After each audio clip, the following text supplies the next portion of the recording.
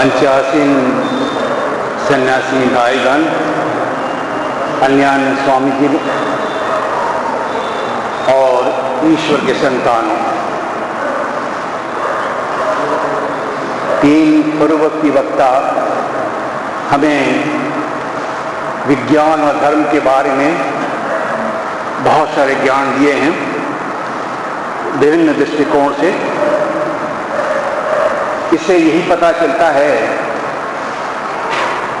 कि विज्ञान और धर्म ये दोनों को ही साथ लेकर हमको चलना पड़ेगा।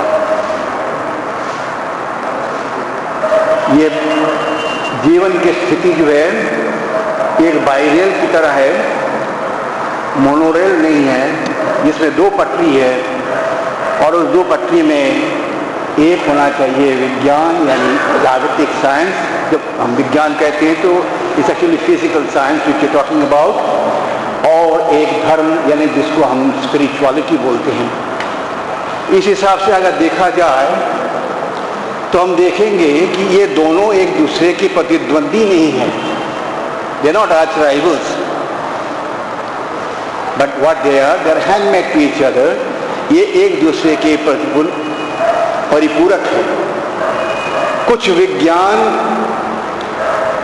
जागतिक, जब मैं विज्ञान के बारे में कह रहा हूँ असल विज्ञान तो वो भी विज्ञानी है, विशेष रूप में ज्ञान अगर हो तो विज्ञानी होता है। आध्यात्मिक चेतना भी विज्ञानी है, जिसको ठाकुर जी ने कहा है।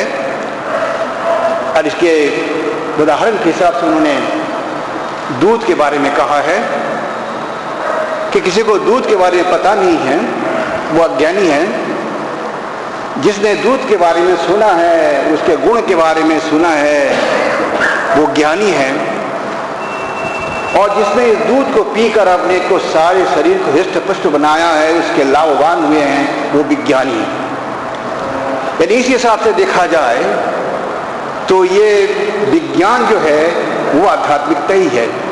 लेकिन आम जनता के साथ विज्ञान जो चलते हैं वो जागतिक विज्ञान, फिजिकल साइंस, फिजिकल साइंस।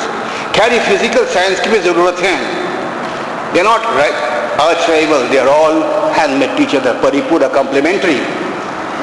विज्ञान कुछ थोड़े बहुत देर तक हमको ले जाएंगे, लेकिन उसके बाद एक जगह पर जाकर ये रुक जाते हैं, क्योंकि ये जो जिस चीज की सहायता लेकर विज्ञान हमें सब कुछ जानकारी देते हैं, प्रमाण करते हैं, ये अधिकांश जो है ये सब बाहरी चीज है, ये पार्थिव चीज है। लेबोरेटरीज यानी और कोई इंस्ट्रूमेंट्स वगैरह वगैरह, इसी के जरिए वो बहुत कुछ हमें दे सकता है। लेकिन इसके परे भी कुछ और है जो अभी तक विज्ञान को पता नहीं चला। और उसी जगह पर ही यानी जब ये विज्ञान की तर्क जहां पर खत्म हो जाए वहां पर एक और चीज को चाहिए जिसके नाम है आध्यात्मिकता। Where argument stops spirituality begins. With argument you cannot. तर्क के जरिए, और तर्क जो है वो इसी विज्ञान के जरिए है, जो तर्कशास्त्र भी है वो भी विज्ञान के जरिए है। वहां से हमको उस चीज को प्राप्ति नहीं हो सकती है जो इसके परे की चीज है। इस गिलास में यहां से दिखाई देता है कि बहुत ही शुद्ध पानी है। हमारी आंख ये जो दिखा रही है इससे वैसे लगता है कि शुद्ध पानी है, लेकिन फिर भी विज्ञान के जरिए अगर इसके ऊपर माइक्रोस्कोप लगा देखें तो इसमें पता नहीं कितने कीड़े मकोड़े हैं। तो अब इस वक्त आप नहीं देख रहे हो, कहोगे कैसे, इसमें एक भी नहीं है। इस अवस्था पर जहां पर जिस इंस्ट्रूमेंट को लेकर आप चल रहे हो, इस चक्षु के इंस्ट्रूमेंट के लिए चल रहे हो, उससे इसको पता नहीं चलता है। उसके लिए एक माइक्रोस्कोप चाहिए, आणुविक यंत्र चाहिए, और जब उस अवस्था में मन को ले जाओगे उसके जरिए से देखोगे कि इसके अंदर कितने कीड़े हैं। वैसे ही ये कुछ स्थिति कुछ ऐसे हैं जो ये बाहरी चीजों से प्राप्त नहीं हो सकता। उसके लिए एक और लेबोरेटरी चाहिए जिसके नाम है मन। और उसके जब गोता लगाते हैं तो गोता लगाने के बाद उनको तब प्राप्ति होती है उस चीज की जिसके नाम है असल वस्तु और जो आध्यात्मिकता के लिए हमें चाहिए। हर एक जो हमारे पास बड़े बड़े मुनि ऋषि आए हैं, नबी आए हैं, जो कुछ आए हैं, ये सब उसी अवस्था पर गए थे। जैसे सुबह मैंने कहा था कि वो अपने आंखें मूंद कर गोता लगाकर उस लेबोरेटरी में उनको उनकी इसकी प्राप्ति हुई थी, और जब उस लेबोरेटरी में प्राप्ति हुई तब वो बोले हैं कि हाँ कुछ और चीज है जो इस साइंस के जरिए जरूरत नहीं है। तो ये दोनों को ही हमको साथ में लेना पड़ेगा। आजकल के जमाने में क्या हो गया कि जो हमारे पास साइंस है, ये साइंस इस विज्ञान को, इस स्पिरिचुअलिटी को एकदम अलग कर दिया है। यानी एक पोर्शन को अलग करके अपने सर को छोड़कर खाली इसको धड़ को लेकर ट्रांकेटेड बॉडी की तरह हम चल रहे हैं, और उसके जरिए हमें बहुत कुछ प्राप्ति भी हुई है, ये नहीं कि नहीं हुई। मिसाल के तौर पे हमें प्राप्त हुए थे उस चीज को इसी विज्ञान के जरिए भी, जिसके नाम है अणु, जो कि मुत्तैया साहब ने कहा अणु के लिए। हमारे उस मुनि ऋषि भी बहुत बोले खाली अणु नहीं, अणुरो अनियम महतो महियान, अणु से भी नीचे और भी कुछ है, वो तुम तो अणु को तुम्हें मिला है। You got only the atoms, but we have got lower than atoms, lesser than atoms, subatomic things, that is अणुरो अनियम और महतो महियान। तो ये पहले वो उनको प्राप्ति हुई थी, जो कि मुत्तवा साहब ने कहा, हमारे वो नबी साहब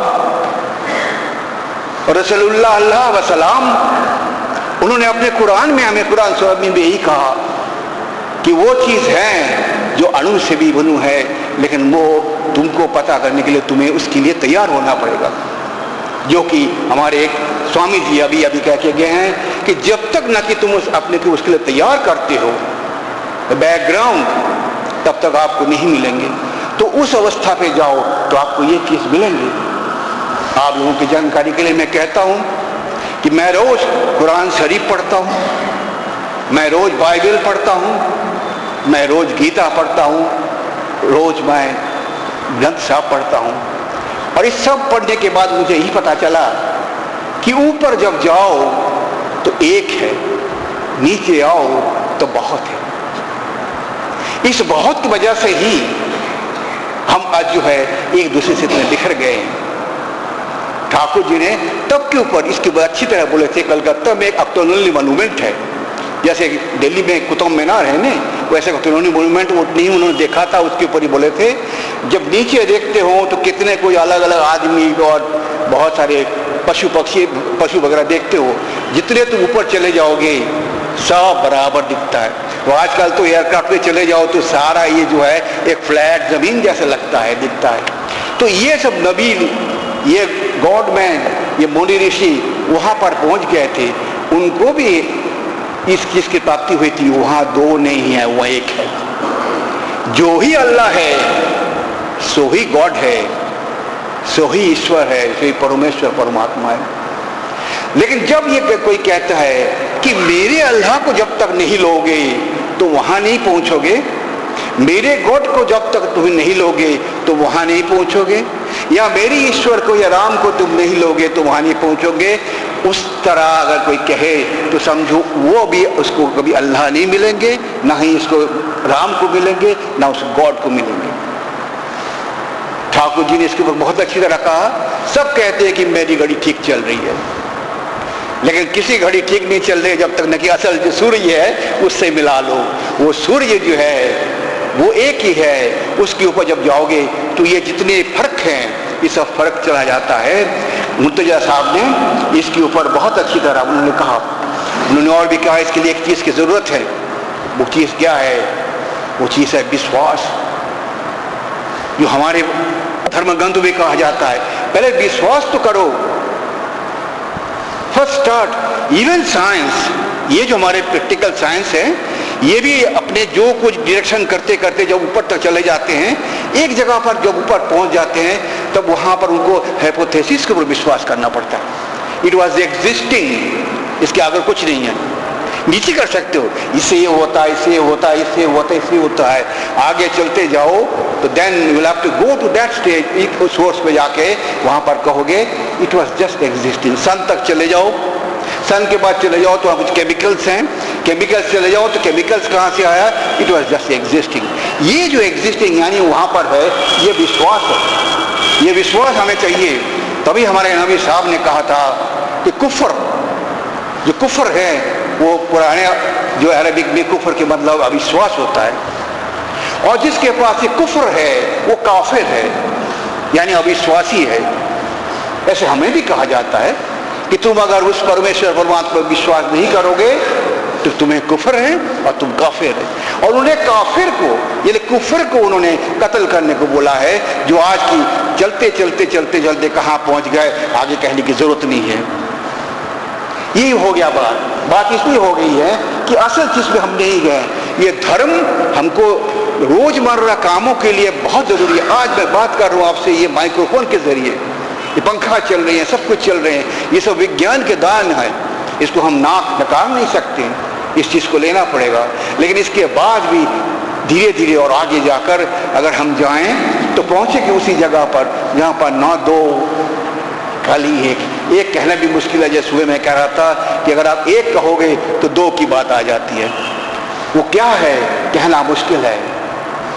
तभी जैसे बोला सुबह भी अभी कह रहा हूं कि यो सी सो सी, तुम जो हो सो ही हो, वही एक चीज है, उसके जो नाम दो सो नाम। रामकृष्ण देव से कहते हैं एक राम उसके हजार नाम।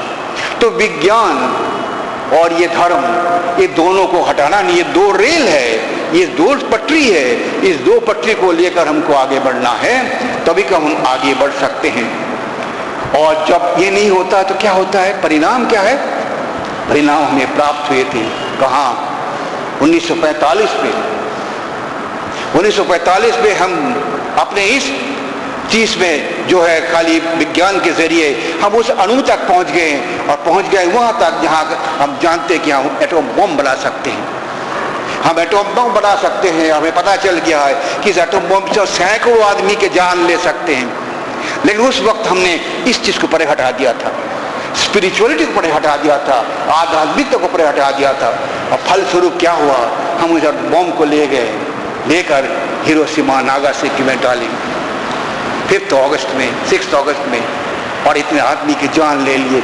लेकिन वो कंट्रोलिंग फैक्टर, उसको खींचने वाले फैक्टर, उसको गाइड करने वाले फैक्टर स्पिरिचुअलिटी अगर साथ में होता तो उस वक्त तो कहते हैं तुम्हें अगर एक प्राण देने के अधिकार नहीं है, तुम ये प्राण नहीं ले सकता हो कि उसमें भी तुम हो, तो शायद हम ये बम नहीं गिराते। आज जो हम बम गिराए हैं वो इसलिए हैं कि हम इस आध्यात्मिक को हटा दिए हैं और खाली इस साइंस की वो चले, तो इसको लेकर ही उस अवस्था पर हम आज पहुंच गए हैं। हम रोबो बनाए हैं, रोबो सब कुछ करते हैं। आजकल डॉक्टर साहब भी मुझके साथ वो मानेंगे बात कि इतने छोटे छोटे रोबो हो गया जो कि नसों के अंदर जाएंगे और जाकर सर्जरी करेंगे, यहाँ तक करा दिया। बड़े बड़े रोबो बना दिए हैं, रोबो बनाए वो सारा बच्चों को ले जाकर उधर से उधर स्कूल तक पहुँचा के आ जाएंगे। उसको फीडिंग कर दिया गया है, वो सब कुछ करता है और रास्ता देखता है इधर को उधर को, और जब देखते गाड़ी नहीं आ रही है तो उसको पार पार ले जाता है। साइंस हमको इतना अच्छा दिया है। लेकिन अगर वो बच्चा हाथ से निकल गया, किसी तरह रोबो से निकल गया और वो गाड़ी में कुचल जाए, तो रोबो और कुछ नहीं कर सकता, वहीं ठप खड़ा हो जाएगा। वो रोएगा नहीं, नहीं बोलेगा हाय रे मैंने क्या किया, नहीं कह सकता है क्योंकि उसको फीडिंग नहीं है। वहां स्पिरिचुअलिटी लाना चाहिए, जो वो कहे अरे मुझसे क्या हो गया है, ये बच्चा मेरे हाथ से चला गया है, मेरे मालिक का हो मेरे भी हो, वो कौन देगा? वो देगा वो। इसलिए मैं कहता हूं कि खाली विज्ञान लोगे तो आपको वेग मिलेगा, स्पीड मिलेगा, लेकिन आवेग चला जाएगा। वेग मिलेंगे, आवेग चला जाएगा, आपके फीलिंग्स चले जाएंगे। तो इसलिए वेग के लिए आपको धर्म लेना है, और साथ में वेग के लिए अगर धर्म लो तो साथ में वो स्पिरिचुअलिटी के आवेग भी रखो। वो आवेग आपके ऊपर रहता है, अपने मन पे रहता है, कि दूसरे के लिए फीलिंग्स होता है, वो आध्यात्मिकता देंगे। Religion will give you that, धर्म आपको दे सकते हैं, कभी ये साइंस आपको नहीं बताएंगे। साइंस इतना बताएंगे कि आदमी अभी मर रहा है, इसके पैर वगैरह टूट गए हैं और डॉक्टर साहब जाएंगे उसका ऑपरेशन वगैरह करेगा, इतना करेंगे। वो खाली कर्तव्य के हिसाब से करेंगे। लेकिन अगर एक आदमी वहां पर बैठा हुआ है और मेरे हाथ पे चाकू है और मेरे हाथ पे बम गन है जो कि मुझे दिया है साइंस ने, मैं जाके उसको मारूं तो मार सकता हूं। साइंस नहीं बोलेगा तू मत मार, लेकिन कौन बोलेगा तू मत मार? वो बोलने वाला कौन है? वो आपकी आध्यात्मिकता। अरे तो क्यों मारेगा? बगैर मार के नहीं हो सकता है। तो देखिए भला वहां पर साइंस आके कभी नहीं बोले, हम तो बोले ट्रिगर दबा दे चला जाएगा, गोली जाएगी, मर जाएगा। लेकिन वहां पर हम किसी के द्वारा हम कंट्रोल होते हैं, किसी के द्वारा नहीं। आप इसको नहीं मार सकते हो, उसके अंदर जो जान है वो तो आपके अंदर है, आप वहां पर भी है, आप वहां रुक जाओगे। इसलिए हमें दोनों ही चीज चाहिए, हमें धर्म भी चाहिए, हमें विज्ञान भी चाहिए। ये दोनों को साथ लेकर जो आगे चलते रहोगे तो आपको पता चलेगा कि हाँ ठीक है। इसके लिए हमारे फिर दूसरे उन्होंने कहा, स्वामी जी ने कहा एक जगह पर, स्वामी आत्मप्रियानंद जी ने कैसे कहा कि इस चीज के लिए आपके जैसे वहां पर माइक्रोस्कोप चाहिए, जैसे वहां पर चाहिए दूर की चीज देखने के लिए टेलीस्कोप चाहिए, ये सब साइंस के जरिए चाहिए। इस ज्ञान को प्राप्त करने के लिए आपको चाहिए दिव्य चक्षु। वो दिव्य चक्षु तो हमारे को दिखाई देता है, लोग बात कहते हैं तो त्रिनयन, यानी यहाँ से एक नयन निकल आए और कहा जाता है शिव जी का यहाँ से एक नयन आया गया। ये तो एक कहानी के जरिए कहा गया है। असल में क्या है, जब कामदेव, जब शिव जी ध्यान कर रहे थे, बड़े देर तक समाधि में लीन थे और पार्वती जी से उनके विवाह करनी थी, क्योंकि मुताबिक ये कि जब अगर वो उनके साथ शादी करे फिर उसके बाद जो कार्तिकेय जन्म ले वो असुर को मारेंगे। तो सब ने कहा वो उसके ध्यान तो टूटते ही नहीं है। फिर कहा कि किसके सहायता ली जाए? कामदेव की सहायता लो, कामदेव की सहायता लो, वो जाके उनको जो है मार देंगे। तो फिर वो कामदेव भी बोले बस मेरे तो खत्म हो गया, कर कोई बात नहीं, तुम्हारे लिए मैं अपने जान भी दे दूंगा। वो चला गया, बाण मारे, पंचबाण मारे। जब पंचबाण मारे तो जाके जब उनके वहां लगा तो उन्हें आंखें खोली, उसके दिव्य चक्षु निकले और वहां से कहते हैं कि आग जाकर उनको कामदेव को चढ़ा दिया गया, जो कि हमें रामचरितमानस में मिलते हैं।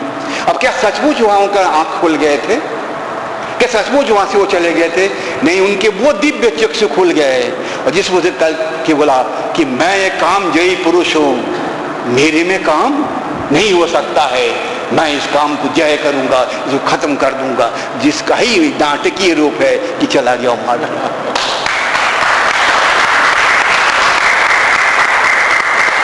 इस हिसाब से हम लोगों को अभी ये जानना पड़ेगा कि इसके लिए एक दिव्य चक्षु की जरूरत है।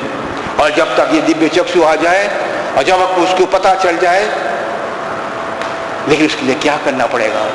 वही डुबकी लगानी पड़ी। जिन खोजिया तिन पैया, जिन खोजिया तिन पैया गहरे पानी पेट, मैं बपूरी ढूंढन गई रहे किनारे बैठ। जिसने खोजा उनको मिला। कहां मिला? गहरे पानी पेट, बहुत पानी के नीचे उनको रत्न मिले हैं। और मैं बपूरी, मैं भी ढूंढने गई थी और किनारे में बैठ के कह रही है मुझे मिल जाए, मुझे मिल जाए। ऐसा नहीं हो सकता है। ये सारे गैमट ऑफ डिसिप्लिन जो कि स्वामी जी को ठाकुर जी ने कहा था कि हाँ मैं तुझे दिखा सकता हूं, लेकिन बाद में वो डिसिप्लिन बोले, क्या बोले? जो मैं कहूंगा वो तुझे कहना पड़ेगा। That is the spiritual discipline. जो मैं कहूं वो कर, तू भी दिखेगा। ऐसे उठा के तेरे को दिखा सकता हूं। ठगी बाजार में बहुत मिलेंगे, आपको दिखा देंगे, आपको यहाँ पर काले रंग लगाकर फट से काली दिखा देंगे, लेकिन वो ठगी है। लेकिन असल में मिलना है तो आपको ये करना पड़ेगा। जब तक आप ये नहीं करोगे तो उसके लिए पहले जो चीज की जरूरत है वो आत्मविश्वास, और फिर जब उसको पता चल जाए आप में आएंगे एक बहुत ज्यादा आत्मविश्वास। और वो आत्मविश्वास के लिए आपके मन को कंट्रोल करना चाहिए, ध्यान पे लगाना चाहिए, जिसमें तो उन्होंने जैसे कहा था वो गोली मार रहे थे। स्वामी जी भी एक दफे और कहानी कह दूं, समय हो गया, बता दीजिएगा मुझे। ठीक है।